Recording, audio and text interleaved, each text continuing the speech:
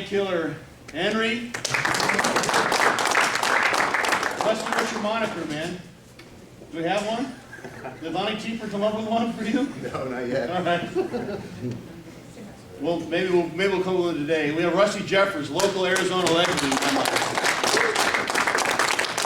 So we've got some questions. Just a few questions have been submitted, but I'd like to start with the questions that you guys have from the audience now. So within reason and tact, ask away any questions you like for any of our FP pros. It's an open Q&A. Say what you'd like to know, and fire away when you're ready. Have you guys heard of Myo T12? By Dr. Inhibitor. Yeah. No good?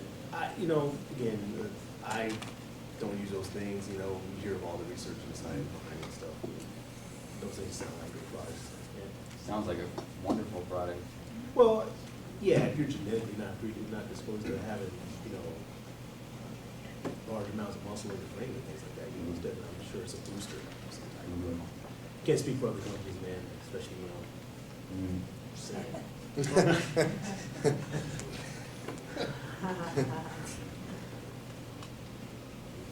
I don't know about that stuff. If I hear it, it reminds me, I always think about that big boom on the picture with the, I don't know what it is. The Belgian blue. Yeah, and I don't think I would take anything to make me look like that, so.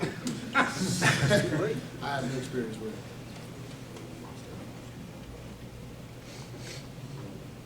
A question for Rusty.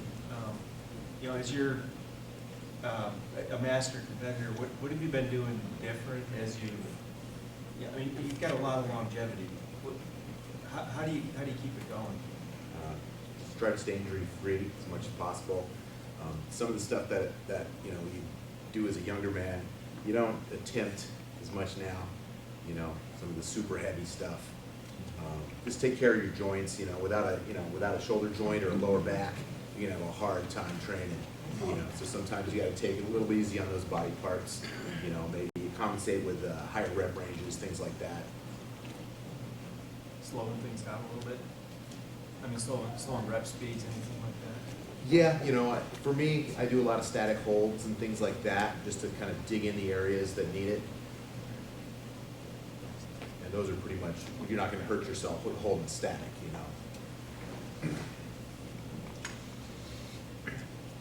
On the same thought, I'm 45 and I've been running into some problems with just feeling more overly aching,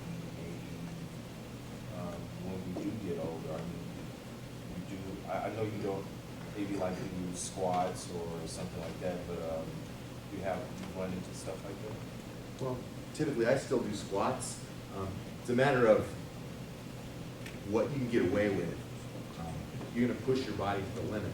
You're going to find out, what things hurt you the most to stay away from. For me, doing deadlifts off the floor, it ain't working. So I'll do them off the rack from the knees. So you're still doing them, but you're just doing them differently. You'll have to figure out a few things like that. Maybe some exercises you'll have to avoid completely. But another thing is if you stay up on your cardio and you stay up on your diet, you're going to be much healthier in the long run anyway. Your body will be able to take more stress that way. Make sure you're getting enough rest too, because there's so many people don't get the rest they need, and they're wondering why their body's falling apart. I can't answer the question. I'm 100 years junior. I would say welcome to the aging age. That's what happens, but there's a lot of contributing factors that could be part of that. There's some people who've had car accidents and injuries earlier on, to where as you get older and those body parts start to break down, your ligaments, your tendons, your cartilage and stuff like that, your range of motion is not going to be there. Already at this point, as hard and heavy as I train, there's just certain things they just don't feel so good, so we have to work around them and go from there. But you still want to train safe. You want to train as hard as you possibly can. Don't compare yourself to anybody else who's in your age range, because granted, there's some freaks and anomalies out there. Tony Freeman on our stage, the man's 42, 43 years old, and he was phenomenal. And still able to do that. So again, there's some genetic anomalies out there that you know, but they're few and far between. But for yourself, you know, you train hard, train safe. Let pain be your guide in Yeah. most of this stuff, you know, and learn what the cause and the effect is of each thing that you did. You know, so you're not questioning, you know, whether, you know, was it the deadlift that screwed up my lower back, or was it the squat? You know which one, what's going on with each thing.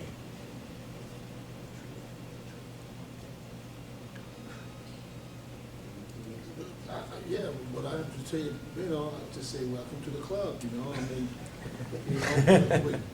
with the years of training, of course, there comes some aches and pains, and then either you get used to it and, you know, find a way to train around it, or you just stay away from it, you know.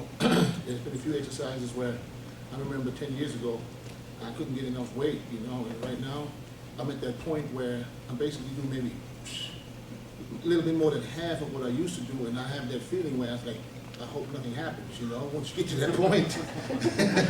Once you- yeah, you know what I mean, once you get to that point where you think before you lift the weights, please, don't let it happen now. You know, it's time to back off a little bit, you know, and, or maybe just switch to something else, you know. So it's always, you know, the pain, I think a pain is a hint, you know, your body's giving you a hint. It either tells you stay away from it or, you know, back off a little bit.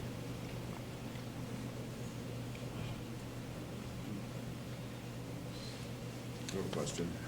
What's the best body fat percentage to have if you're trying to build muscle? The best body fat percentage? Yeah, well, I want to get bigger, but I want to be really lean too. So it's kind of hard to put on muscle when you're ripped all the time, right? Yeah. So You know what? what would you say is Studies ideal? Between 7 and 12% for men. I read a study about Yeah, because that. under 12% is considered extremely athletic. So I'm good to go with that. Can't do both at the same time, but you can look really good. I would say while trying to do that, you know, you can be a hard 230 pounds with, you know, 12% versus, you know, your buddy who's 230 pounds at, you know, 22%. So you can do it slowly. It's not as extreme. Yeah, there's not much more to say. So if you take it slow, it is the only way to go. If you want to put on size, you know, just, you know, real fast, and, you know, there's no way you can put on lean muscle mass without putting on a little bit of fat. That just comes along with it, you know. So, you know, the slower you take it, the better it is for you. But Thanks. sometimes you don't have time, you know. You know, we just want to get big quick. You know, so, you know, a little bit of fat won't hurt. So, but if you stay like you said, if the study says between 7 and 12, I think that's a good range, you know. Even 12%, that's really not fat at all. Sometimes, you know, that, you know, it's different if you hold a lot of water, that makes you look like you're real fat, but you know, really not. So, you know, sometimes you don't mistake water for fat.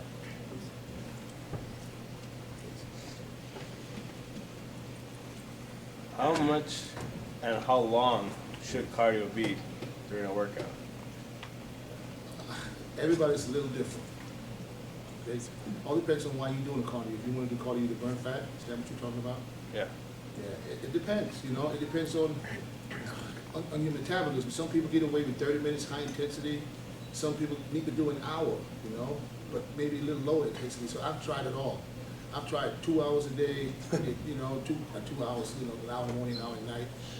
And the last year I did only 30 minutes, but high intensity, and it both worked for me. And then it depends on your diet. If your diet is right, you know, I think you can get away with 30 minutes, you know. What if, like, can you run into the danger instead of burning fat, burning the muscle off with cardio? If you keep your protein high, if your protein is high, I don't, you know, if you as long as you stay anabolic and don't get into a catabolic phase, I don't think you can burn any